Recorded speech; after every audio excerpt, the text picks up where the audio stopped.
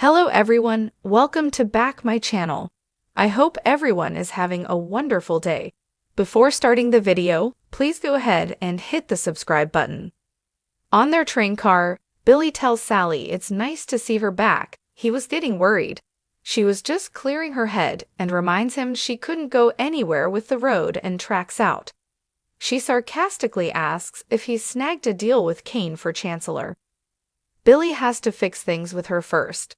She notices he's set up a private dinner for them away from the group, and reluctantly agrees to sit down. Billy triumphantly declares that he found her French fries with hot sauce. Sally snips that the distraction thing won't work.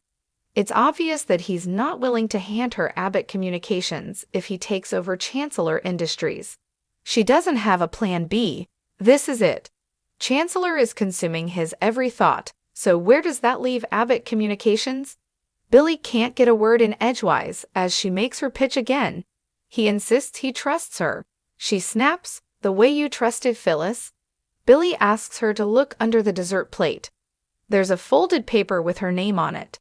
Sally opens it and reads. Billy rambles that he was going to send it to her by phone, but there's no internet. It's an agreement saying she'll be in charge of Abbott Communications if he takes over Chancellor. She notes he didn't sign it. Billy wanted to be sure she was good with everything on her. She sniffs, "You really do have faith in me." Billy says that was never in doubt. He values her and trusts her with his company. A lot has to go right for him to get Chancellor back given Victor's grimy hands are still on it. Sally warns Cane has already walked away from making a grab at it. Billy's confident he and Cane can make it happen before Victor even knows what hit him. He notes that their relationship wasn't easy, and his mother pitted them against each other, but Cane's initial invitation meant something.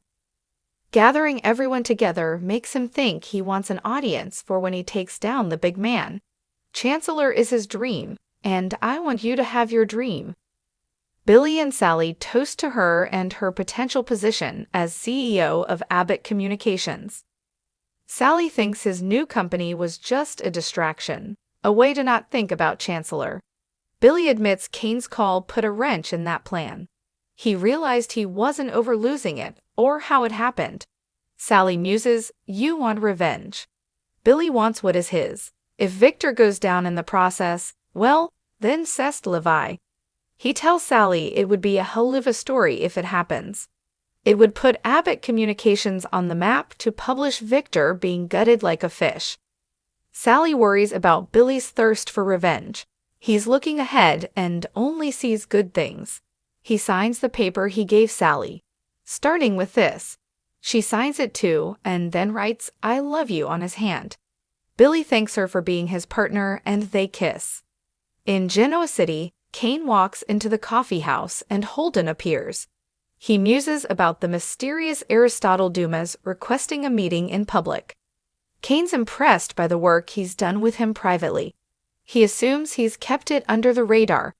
Holden assures him no one suspects a thing. Holden's curious why he's there instead of in France. Cane wanted to check in on him and some other things he has going on in town. Holden guesses his guests have no idea he's there. He senses he's familiar with the town. Cane says more than he knows. So little has changed, yet so little has changed. Holden admits he's been debating staying there himself.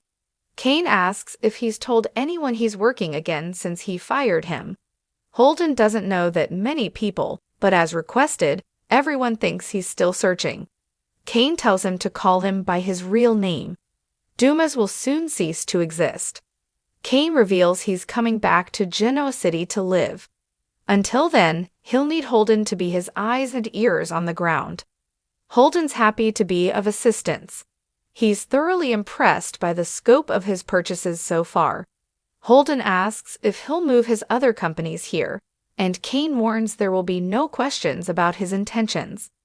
Cane sends Holden a list of people to connect with to gain their confidence. Adam Newman, Chelsea Newman, Mariah Copeland, Claire Newman. Holden reads. He says he's already made inroads with Claire, who is a nice young woman. Cane orders him to make the connections, Just don't let it track back to me. He warns him to be casual, likable, and non-threatening, so there's no reason for people not to take the bait. Holden smirks that making friends is something he excels in. Consider it done. Cane can see he picked the right person for the job. Holden sees the company connections with these people, but nothing other than that. Cane reminds him no questions. He won't tolerate prying.